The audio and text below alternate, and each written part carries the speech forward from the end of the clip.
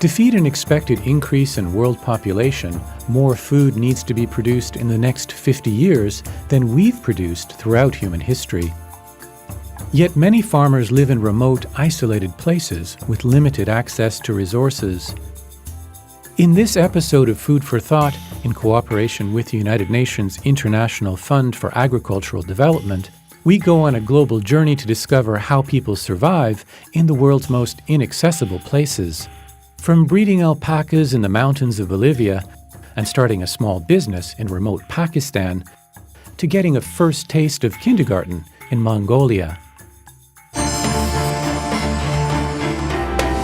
But first, we go to the desert in Mali, where young people who had emigrated to the city are returning home with new hope.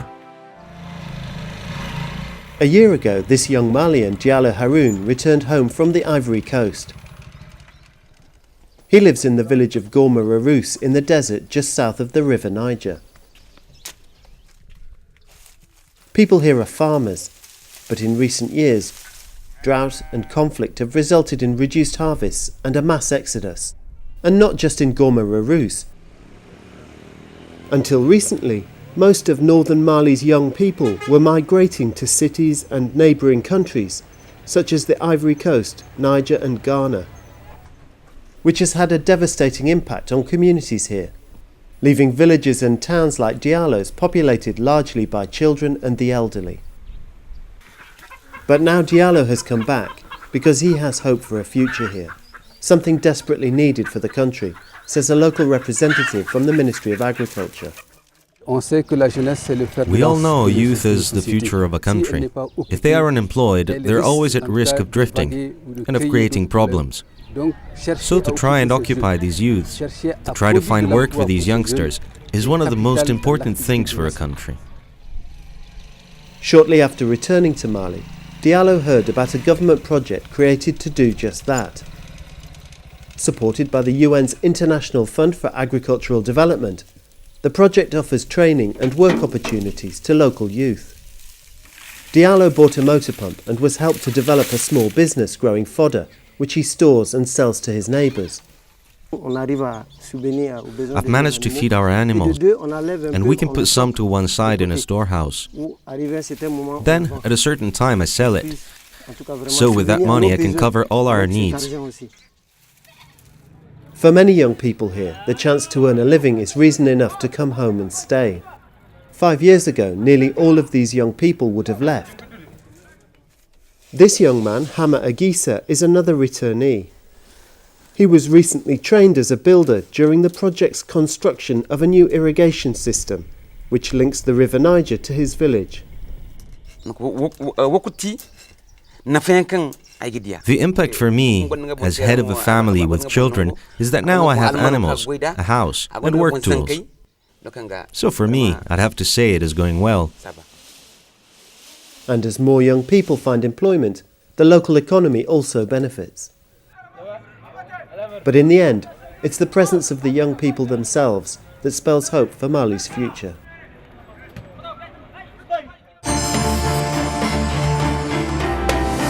From the deserts of Mali to the mountains of Pakistan, with banks inaccessible, people here turn to their own communities to secure a loan. In the mountainous terrain of Azad, Jammu and Kashmir in Pakistan, it isn't easy to start a small business. Banks are far away, and in bad weather, they are inaccessible on these roads. Moreover, the poor people here don't have the collateral for loans or the ability to pay high interest rates. I was born in a very destitute and very poor family. In early childhood, I had to labor to continue my education and run the household. We've struggled a lot for a very long time. In these mountainous areas, we women don't have many opportunities for work. It isn't easy to get a loan from the bank, and they charge interest, so we don't bother applying.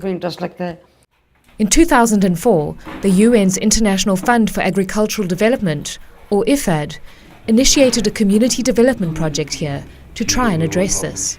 The main focus was to uplift the community and to reduce the poverty. And for this, the basic tool is for poverty reduction is availability of credit, microcredit. The project encouraged people to form community organizations and pool their savings together. To kickstart the process, it matched the money they'd saved. Once the organization has enough money, members can then apply for credit. So it works like a small bank operated and run by the community itself. They collectively decide on who gets the loans and the terms of repayment. For example, Yasmin Akhtar needed to supplement her family income, but she had to be home to care for her 4 children. She joined the local community organization and applied for credit. She has now turned her kitchen garden into a profitable business. I feel joy that instead of sitting idle, I've done something. I don't have to beg money from anybody. I satisfy my own needs myself. There are 4 or 5 women in the area following my lead. They have patches of land and they come to buy seed from me and also get advice on how to produce these vegetables. And these microcredit loans can have an even greater impact on the community.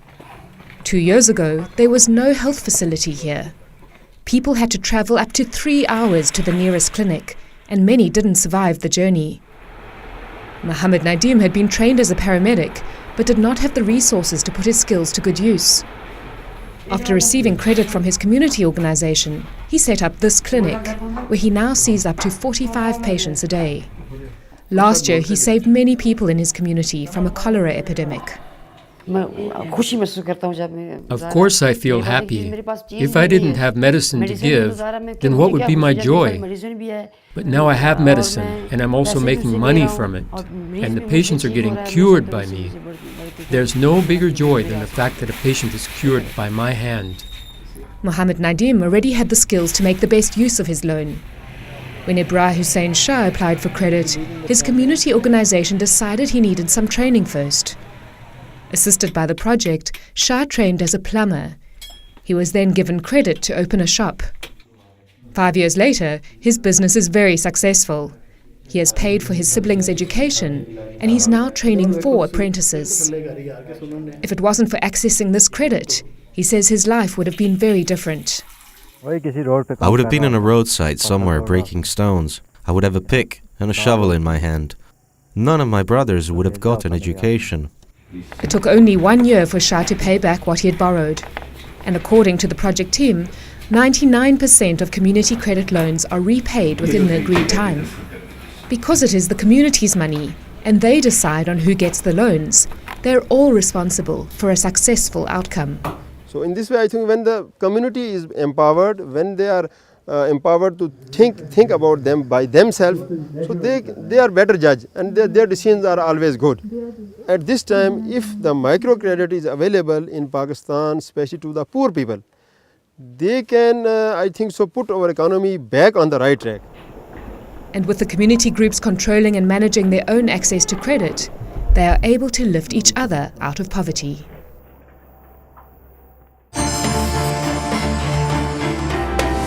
Making money is also a challenge in the high mountains of Bolivia, where at 4,500 meters above sea level, it's difficult to grow crops.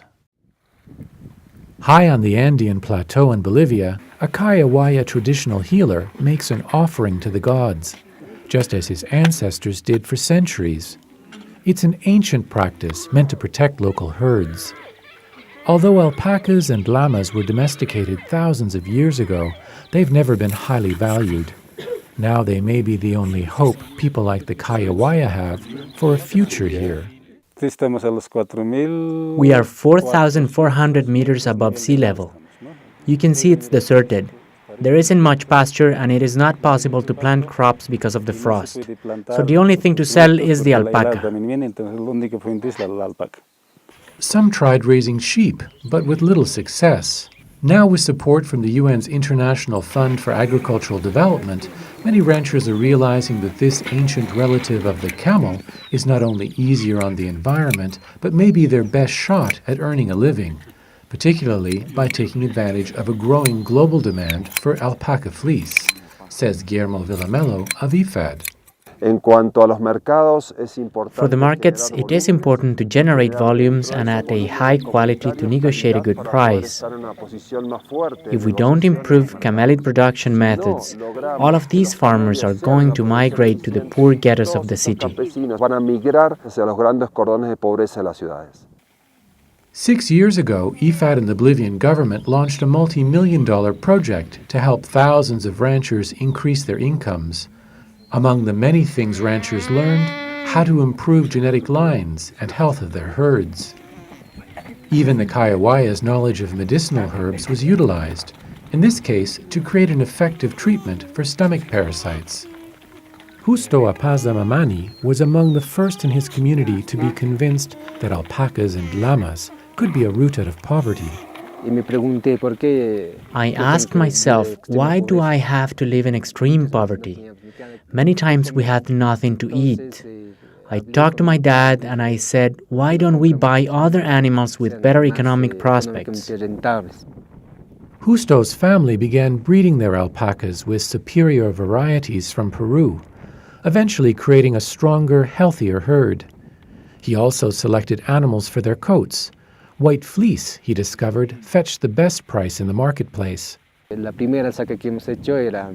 first time we sold 25 male alpacas, my father received a suitcase full of money. He could not believe it. We went back home and I went out to graze the animals. When I came back in the afternoon, my father was still counting the money. Then he understood that raising alpacas was a good business. And not only good business for local ranchers, small enterprises from jerky production to weaving have sprung up across the country. Each year, Patrona Flores and her weavers' cooperative spins about 1,200 kilos of alpaca fleece into shawls and scarves, destined for markets in Bolivia and Europe. Without money, we couldn't travel or live. Now, my children are in university, and it's the beginning of a new life. As new markets and products continue to evolve, many believe the populations that have existed here for thousands of years may now have a future on these high Andean plains, something the Kayawaya say could be the answer to their prayers.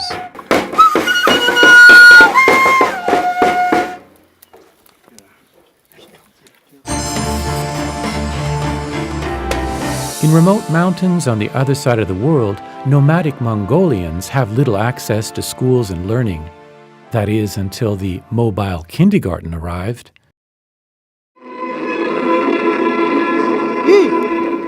A traditional Mongolian dance.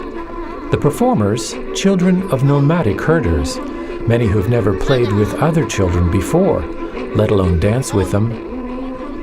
In just a few days, they'll take part in their first public performance. Will they be ready? The kids who come here are from nomadic families. They don't have the slightest idea about dancing. Everything is so new to them. Bolbatar is a former state dance champion turned teacher. But the lesson he aims to teach isn't so much about dance as it is about learning itself. Many of these children have never set foot inside a classroom or held a pencil. This mobile kindergarten, which arrived here just 3 weeks ago, has been set up to give them that chance, thanks to a government project sponsored by the International Fund for Agricultural Development. Many children from nomadic families were dropping out of school, and kindergarten attendance in towns was way down.